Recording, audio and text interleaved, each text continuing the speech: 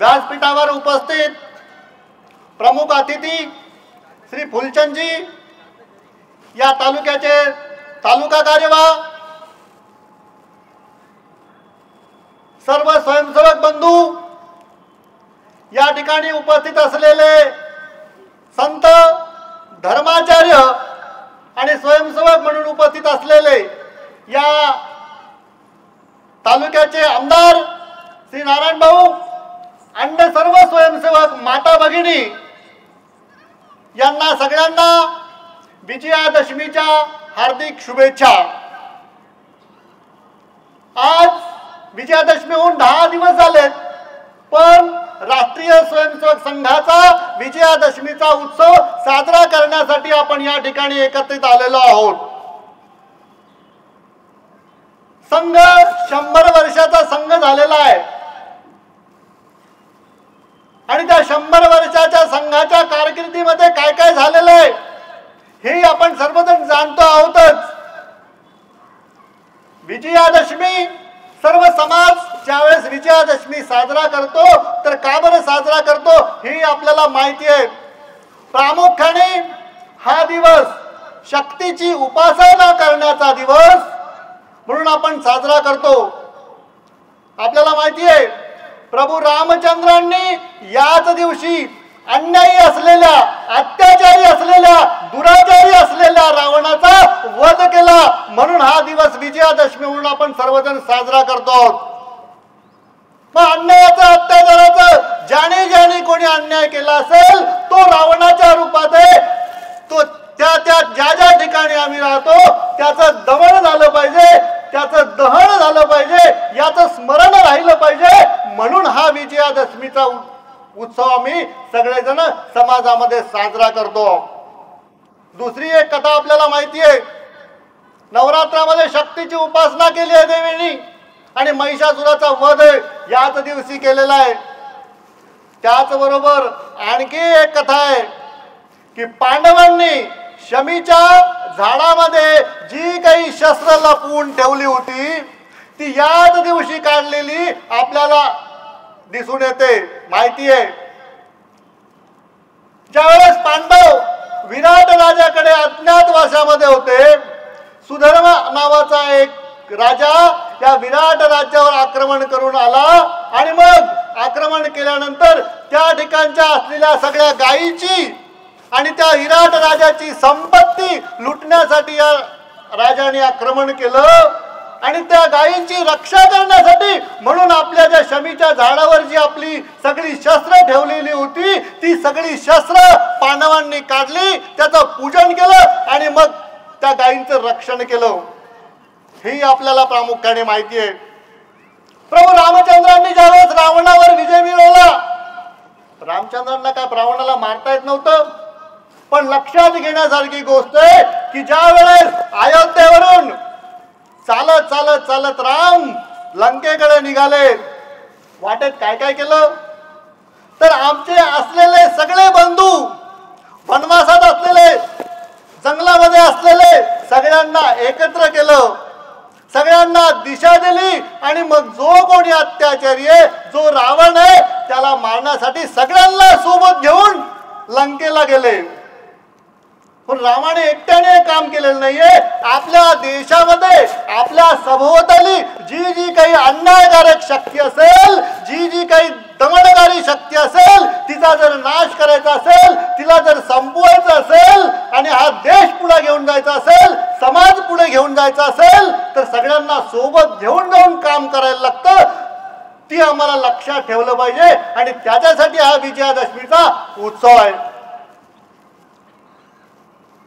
आणि याच दिवशी 1925 साली विजयादशमीच्या शुभ मुहूर्तावर केशव बळीराम हेडगेवार, डॉक्टर केशव बळीराम हेडगेवार यांनी याच दिवशी 1925 ला राष्ट्रीय स्वयंसेवक संघाची स्थापना केली आणि तो राष्ट्रीय स्वयंसेवक संघाच्या स्थापनेचा दिवसही म्हणून आपण या ठिकाणी आज साजरा करतोय।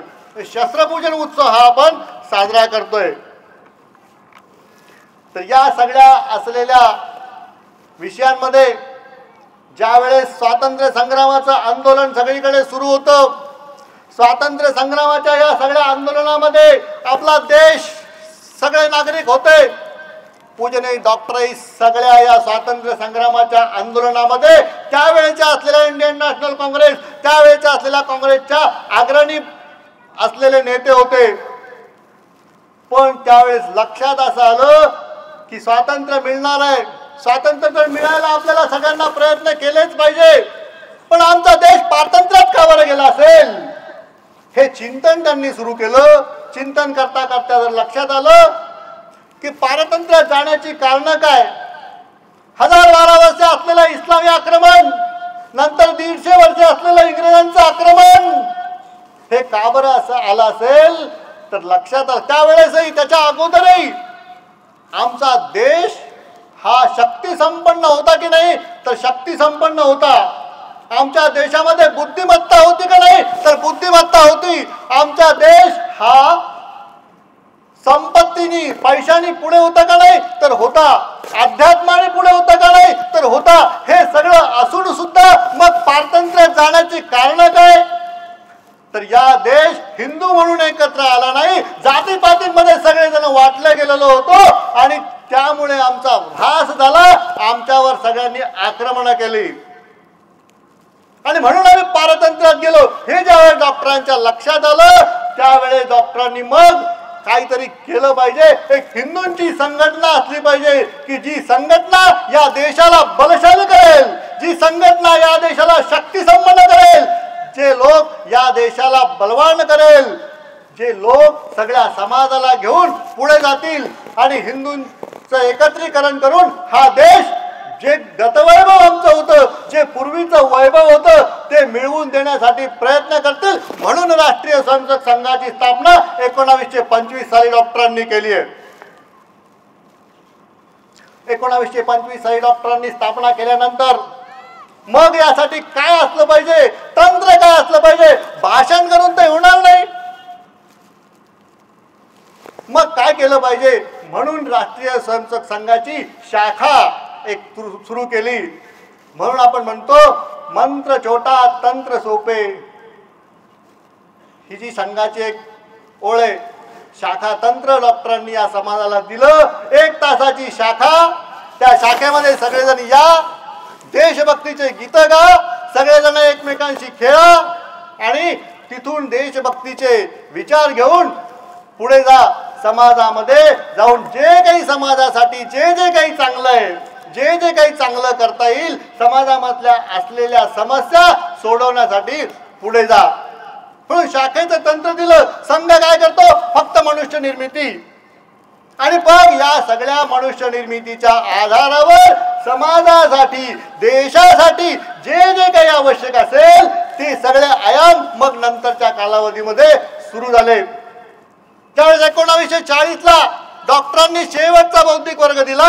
त्यावेळेस डॉक्टरांनी सगळ्या प्रांतातली माणसं, सगळ्या प्रांतातले स्वयंसेवक त्या ठिकाणी एकत्र आलेले होते त्या वर्गासाठी.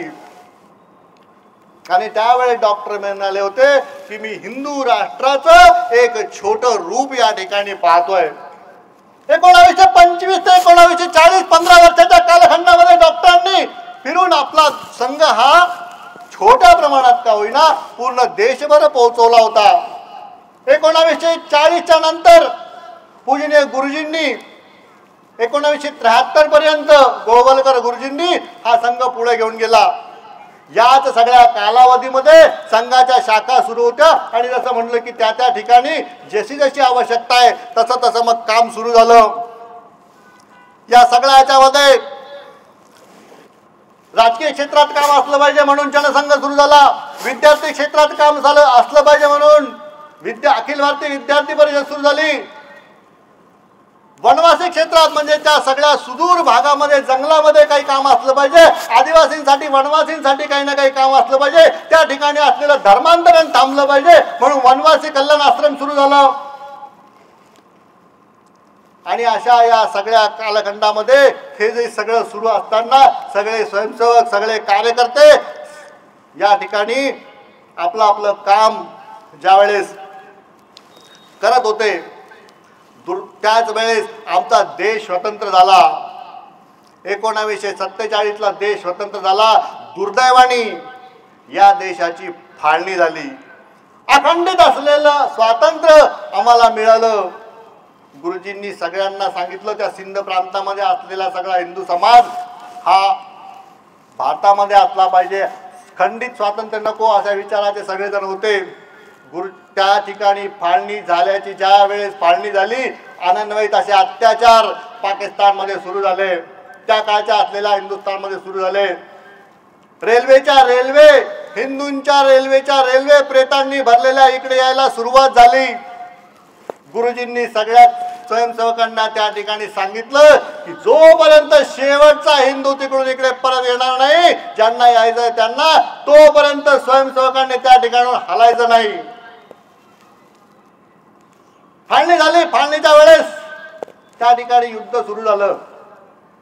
त्या ठिकाणचे आपले जे कार्यकर्ते होते, वायुसेनेनी एक दारुगोळा असलेली पेटी 20 पेट्या त्या भागामध्ये पोहोचवल्या वायुसेनेनी. पण त्या पेट्या ज्या ठिकाणी पडल्या पाहिजे त्या ठिकाणी न पडता त्या थोड्या खाईमध्ये गेल्या. आता करायचं काय?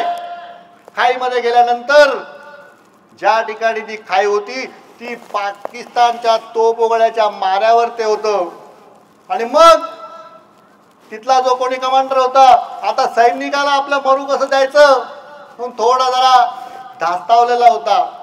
तिथले असलेले कृष्णकांतजी आपले जे कार्यकर्ते होते त्यांनी सांगितलं, चिंता करू नका. त्यांनी 20 जणांची टोळी उभी केली, स्वयंसेवकांची, कार्यकर्त्यांची. त्या खाईमध्ये गेले.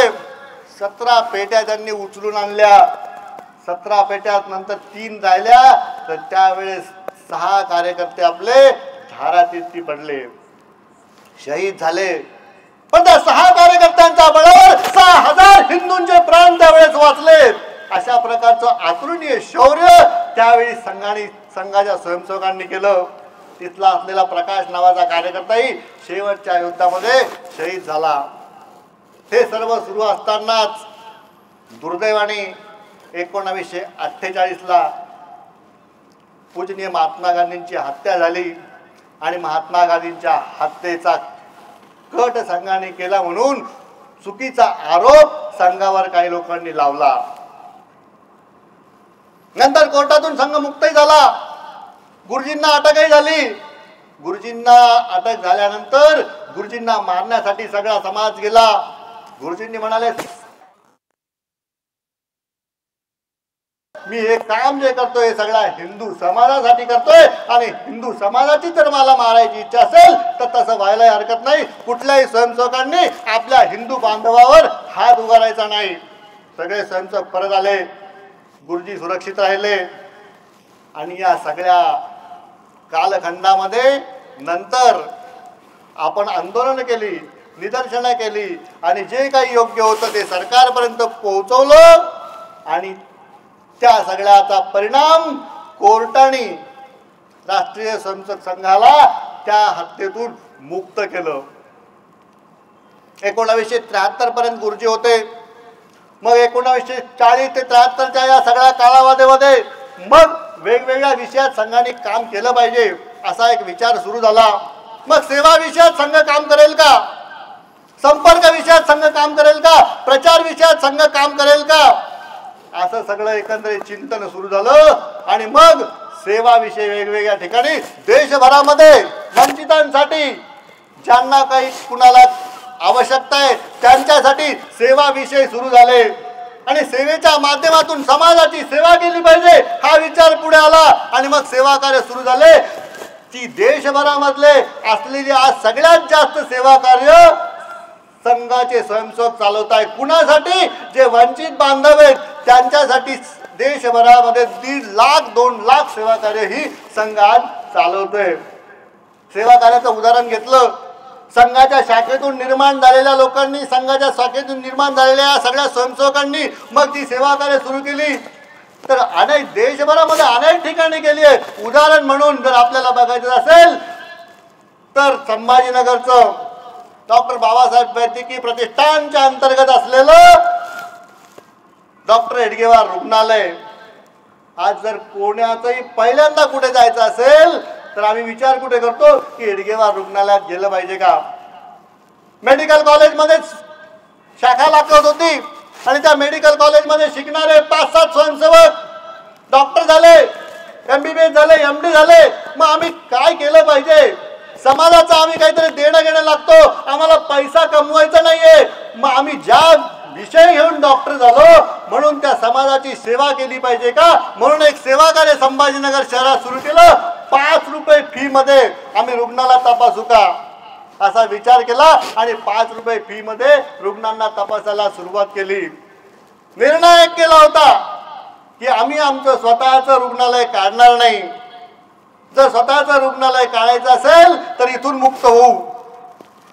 आजही ते 5-7 जे डॉक्टर आहेत सुरुवातीच्या काळाचे, ते आजही ते ट्रस्ट जेवढा पगार देईल तेवढ्याच पगारावर त्या ठिकाणी काम करतं. बाहेर जाऊन जर त्यांनी सर्जरी केली तर एका सर्जरीची 2 लाख 2.5 लाख रुपये ते घेऊ शकतात. पण नाही, सेवेचं व्रत स्वीकारलं ते आम्ही केलं पाहिजे. म्हणून सगळी ही जी माणसं शाखेतून निघली, आज आपण बघतोय की हा सगळा समाज आज संघाकडे आकर्षिला जातोय. पण त्या आकर्षणामागे त्याग आहे, तपस्या आहे. 50-50 वर्ष जीवन जगणारी माणसं आहेत. आज आमच्या या ठिकाणी बदनापूर तालुक्याचा जर विचार केला तर बदनापूर तालुक्यामध्येही खूप जणांनी खूप असं कार्य केलेलं आहे. म्हणजे आपल्याला माहिती आहे बापूसाहेब रोशनगावकरांचं नाव आपल्याला सगळ्यांना माहिती आहे. या सगळ्या तालुक्यांमध्ये सगळ्या गावांमध्ये ते या विषयासाठी फिरलेले असतील. नजीक पांगरीचे जगन्नाथ काका वाघ असतील, एक छोटीशी पिशवी घेतली आणि सगळ्या गावांमध्ये राम मंदिर आंदोलनाच्या वेळेस सगळ्या गावांमध्ये घेऊन गेलेले असतील. मला ज्यांचा जास्त संपर्क आला, मी ज्यांच्यासोबत काम करत होतो ते भीमाशंकरजी शेळके असतील. या तालुक्याचा जर विचार केला तर अशी सगळे माणसं ही संघ जगले. म्हणून आजही संघ मिरवण्याचा विषय नाही तर संघ जगण्याचा विषय आहे. म्हणून आपल्या सगळ्यांना ही आवड आहे की स्वयंसेवक म्हणून शाखेमध्ये येणं आणि स्वयंसेवकत्व जपणं, देशासाठी समाजासाठी जे जे काही आवश्यक असेल ते सर्व तन मन धनपूर्वक हे केलं पाहिजे. एका शाखेतून जालना शहरातली शाखा, आझाद मैदानावर लागलेली शाखा, एक कार्यकर्ता त्या शाखेत येणारा, मग मलाही काहीतरी केलं पाहिजे म्हणून त्यांच्याकडे एक रक्त सूची होती आणि रक्त गटाची सूची होती. ते ज्यांना कोणाला जालना शहरामध्ये रक्त लागल त्यांना ते लोक त्यांना फोन करत, ते त्या माणसाचा नंबर देत आणि ती त्याची गरज पूर्ण करत असेल. अशा स्वयंसेवकाला संघाने बळ दिलं. आज सगळ्यात मोठी रक्तपेढी स्वयंसेवकाच्या आधारावर सगळ्यात मोठी रक्तपेढी ही जालना शहरामध्ये उभी आहे. सेवा विषयातल्या काळामध्ये गेलो, संभाजीनगरला जर आपण गेलो तर लहुजी साळवे आरोग्य केंद्र, संत रोहिदासची आरोग्य केंद्र हे जर आपण बघायला गेलो तर आज जी कोणी मंडळी ते चालवते संघाचे कार्यकर्ते जवळजवळ 18,000 महिलांना प्रशिक्षित केलंय आणि त्या रोजगारासाठी प्रशिक्षित केलं. वेगवेगळे छोटे छोटे छोटे छोटे कोर्सेस त्यांना शिकवले.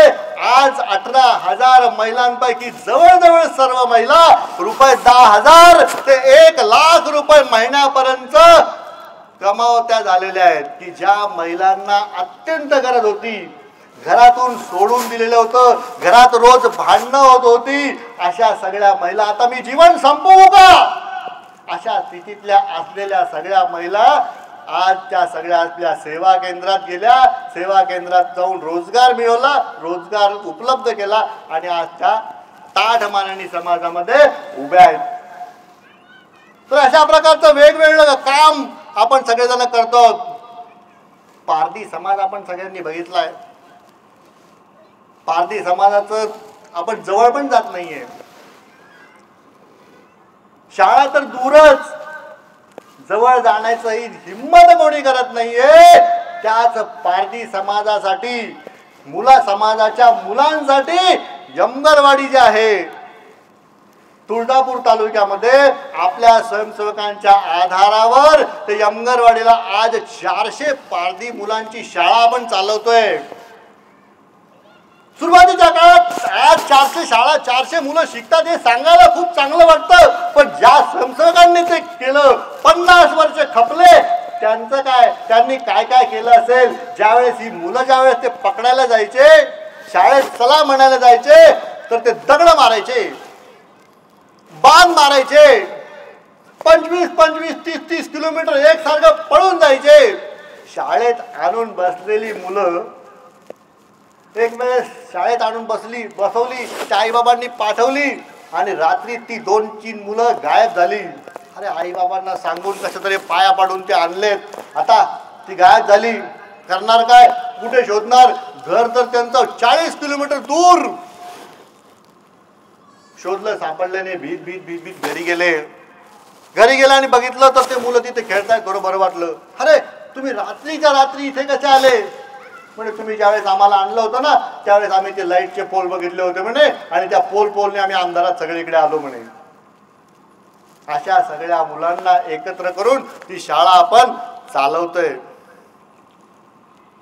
आपल्या बदनापूर तालुक्यामध्ये पण ज्यावेळेस 2012 साली सगळीकडे दुष्काळ पडलेला होता, आणि दुष्काळामध्ये मग काय केलं पाहिजे, तर नदी खोलीकरण रुंदीकरण केलं पाहिजे. आपल्याही गावचं उदाहरण आहे, बाजूलाची नदी आपली जातीय पाडळीतून या सगळ्या इथून, तर त्या नदी खोलीकरण रुंदीकरणाचं काम आपल्याच स्वयंसेवकाच्या आधारावर समाजाला सोबत घेऊन आपण केलंय. जालना शहरामध्ये सुद्धा जे काही बांध बांधले, जालना शहरातली पाणी टंचाई आपण माहिती आहे, सगळेजण अनुभवतो, सगळेजणांनी अनुभव घेतलेला असेल, सगळ्यांच्या पाहुण्यांचे फोन आलेले असेल, पण ते सुद्धा थांबवण्याचं काम, तो प्रश्न संपवण्याचं काम समाजाच्या आधारावर संघाच्या स्वयंसेवकांनी आपण हे सगळं केलेलं आहे. घाणेवाडी जलाशय आपल्या सगळ्यांना माहिती आहे, या घाणेवाडी जलाशयाचा गाळ काढण्याचं सुद्धा काम समाजाच्या आधारावरच संघाच्या स्वयंसेवकांनी पुढाकार घेऊन हे सुरू केलेलं आहे. अशा प्रकारचं काम ज्यावेळेस आम्ही सगळेजण करतो त्यावेळेस आज सगळा समाज संघाकडे अपेक्षेच्या नजरेनं बघतो. 100 वर्षाच्या या सगळ्या कालखंडामध्ये जागरणाच्याही ज्यासाठी संघ सुरू झाला की हिंदूंचं संघटन असलं पाहिजे, आणि हे हिंदूंचं संघटन काय करेल तर समाजातल्या सगळ्या समस्या संपवेल. यासाठी मग राष्ट्र जागरणाचंही काम सुरू केलं. मग राम मंदिराचं आंदोलन असेल, सगळ्या समाजाला एकत्र केलं, वेगवेगळी शिलापूजन असेल, एकात्मता यात्रा असेल, कारसेवा असेल, आणि तो 5500 वर्षाचा जो बाबरी ढाचा होता की प्रभू रामचंद्र आमचं आस्थेचं ठिकाण आहे, श्रीकृष्ण आमचं आस्थेचं ठिकाण आहे, आणि याच्यावर जर कोणी जर आक्रमण केलं असेल तर ते काढायलाच लागेल. समाजाला पुढाकार घ्यायला लागला. सगळ्या समाजाने 1992 साली तो असलेला बाबरी ढाचा ध्वस्त केलेला आपण बघतोय. पण जागरण करायला लागलं. ते जागरणाचं काम, हिंदुत्व उभं करण्याचं काम हे संघाच्या स्वयंसेवकांनी आपण केलंय. राजकीय क्षेत्रामध्ये सुद्धा तिथे काही मोठी मोठी कामं आपण झालेली बघतोय.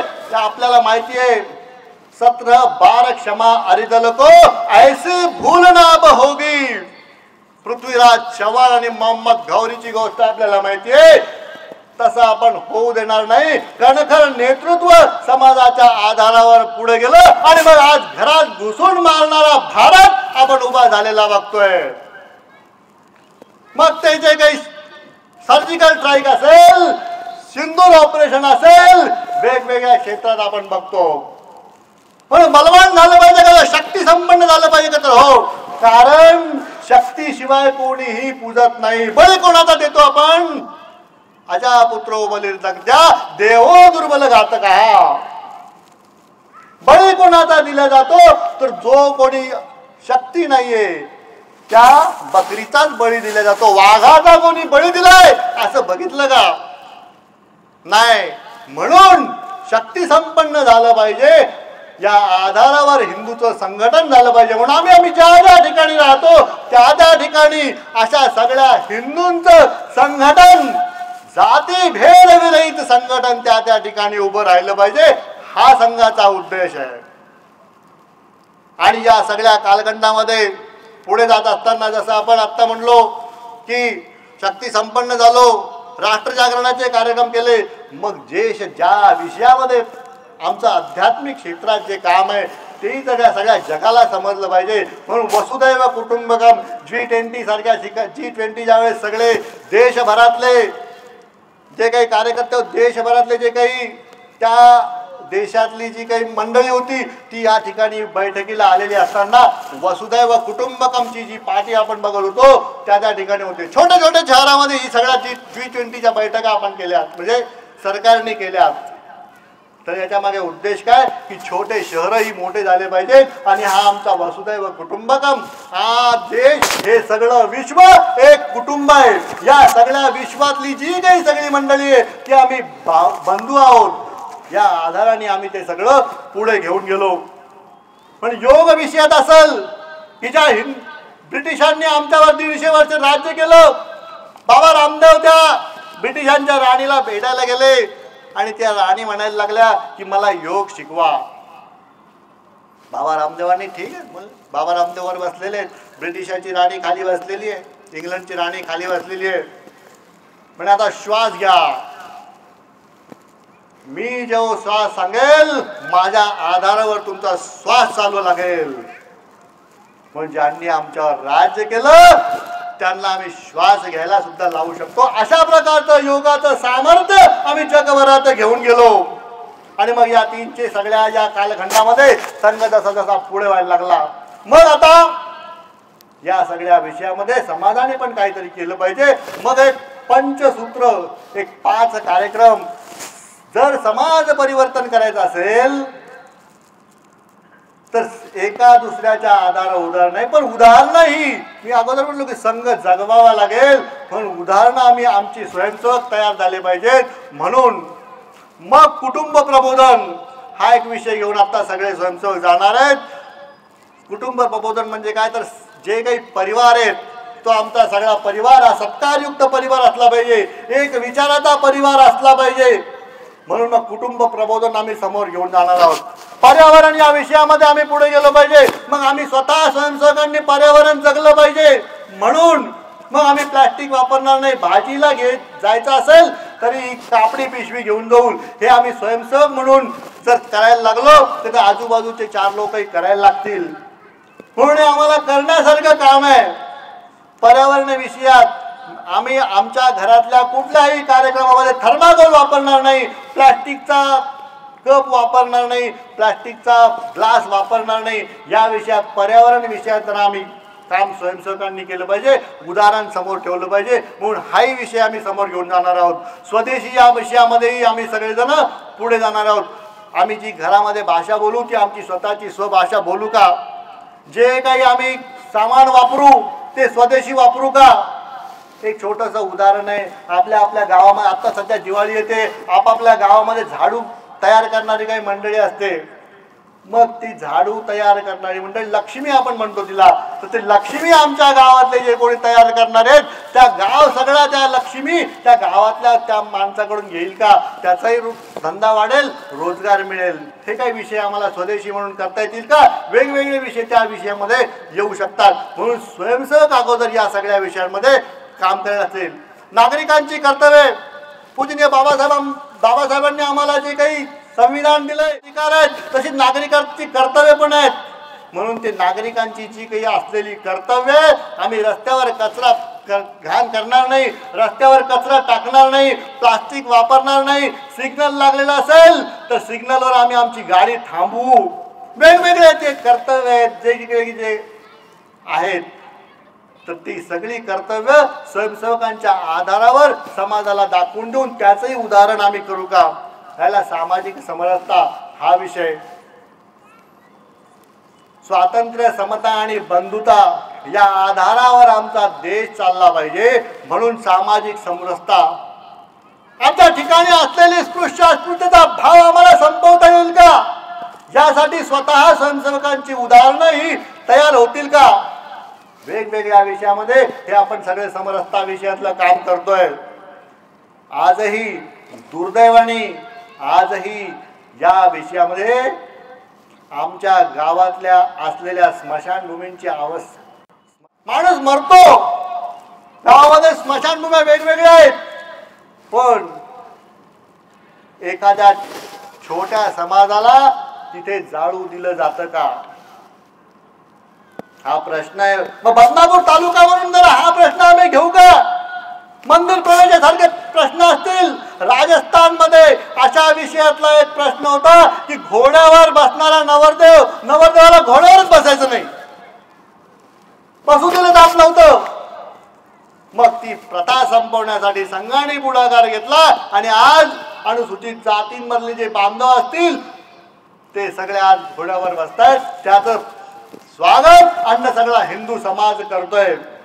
अशा प्रकारचं सामाजिक समरसता या विषयातलं. म्हणजे मंदिर प्रवेश असेल, ज्यांना कुणाला मंदिरामध्ये जायचंय माझ्या गावामध्ये, आज बदनापूर तालुक्यातल्या 40-50 गावांमधली स्वयंसेवक मंडळी या ठिकाणी उभी आहे. म्हणजे आमच्या ठिकाणी हा जो काही प्रश्न असेल, कुणालाही मंदिरात जातीच्या आधारावर भेदभाव झाला नाही पाहिजे. ज्यांना कोणाला जायचंय ते सरळ त्या मंदिरामध्ये जाऊन दर्शन घेऊन आले पाहिजे. हा जर प्रश्न गावात असेल तर तो आमच्या आधारावर त्या ठिकाणच्या स्वयंसेवकांच्या आधारावर सोडवला जाईल का? जातीच्या आधारावर कोणाला स्मशान ना करता येणार नाही, हा प्रश्न आमच्या बदनापूर तालुक्याने घेतला आणि तो सोडवता येईल का? हा विचार या ठिकाणी करता येईल का? त्यासाठी आपण आज हा सगळा उत्सव आणि ते सगळं साजरं करतो. म्हणून सामाजिक समरसता.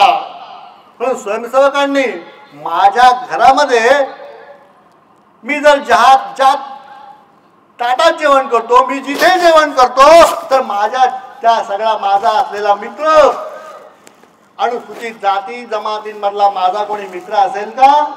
आणि तो माझ्या सोबत येऊन त्या ठिकाणी जेवण करू शकेल का? अशा प्रकारचं उदाहरण या ठिकाणी आपण दाखवू शकू का? तर अशा प्रकारची भावना घेऊन समाजामध्ये बंधुत्वाचं वातावरण निर्माण करण्यासाठी हा सामाजिक समरसतेचा विषय सगळेजण घेऊन जाणार आहोत. आमच्याच गावामध्ये एका युवकाचं लग्न ठरलं. अनुसूचित जातीतला बांधव सगळ्या गावाने मिळून ठरवलं की त्याचं लग्न मंदिरात लावून द्यायचं. काही जण होते जरा गडबड करायला लागले, पण तिथल्या असलेल्या तरुणांनी सांगितलं की नाही, हे होणार, मंदिरातच होणार. शांत बसले. मंदिरात सगळ्यांनी स्वयंपाक केला आणि मंदिरामध्ये त्या युवकाचं लग्न लावून दिलं. पहिलं ते होतं की मंदिरात ज्याचं लग्न लागलं, मंदिराच्या त्या प्रांगणामध्ये आणि मंदिरामध्ये. तर ही उदाहरणं आपल्याला सगळ्यांना समोर ठेवायला लागतील. म्हणून आजच्या या सगळ्या ठिकाणच्या सगळ्या आलेल्या स्वयंसेवकांना बंधूंना आव्हान आहे की संघामध्ये या, संघ बघा, संघाच्या शाखेवर या आणि आमच्या ठिकाणी जे काही आम्हाला समाजासाठी करण्याच्या गोष्टी आहेत त्या सगळ्या गोष्टी करा. हे आव्हान सगळ्यांना करतो आणि थांबतो. जय श्रीराम.